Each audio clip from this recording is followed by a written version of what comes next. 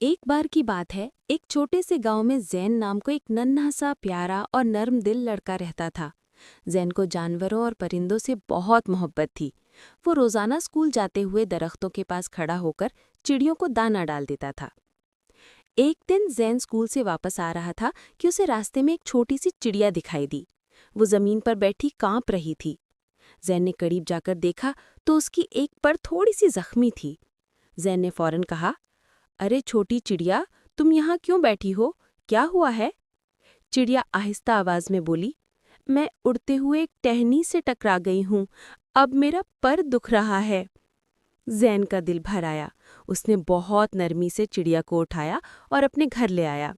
اس کی ماں نے زین کو بتایا کہ تھوڑے دن آرام سے چڑیا کا پر ٹھیک ہو جائے گا۔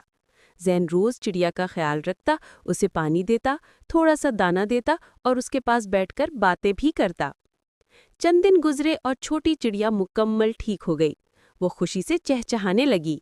اب باری تھی اسے آزاد کرنے کی۔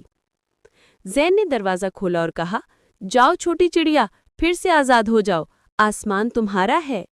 چڑیا نے خوشی سے پر پھڑپھڑائے، آسمان میں اڑی، پھر فوراً واپس آ کر زین کے کندھے پر بیٹھ گئی، جیسے کہہ رہی ہو، شکریہ زین، تم نے میری مدد کی، میں تمہیں کبھی نہیں بھولوں گی۔ اس دن کے بعد جب بھی زین باہر جاتا، وہی چڑیا کچھ دیر کے لیے آ کر اس کے پاس بیٹھ جاتی۔ زین مسکرا کر کہتا، دوست ہمیشہ یاد رہتے ہیں، چاہے وہ کتنے ہی چھوٹے کیوں نہ ہو۔ سبق: جو دوسروں کی مدد کرتا ہے، اللہ اس کی مدد ہمیشہ کسی نہ کسی راستے سے ضرور کرتا ہے۔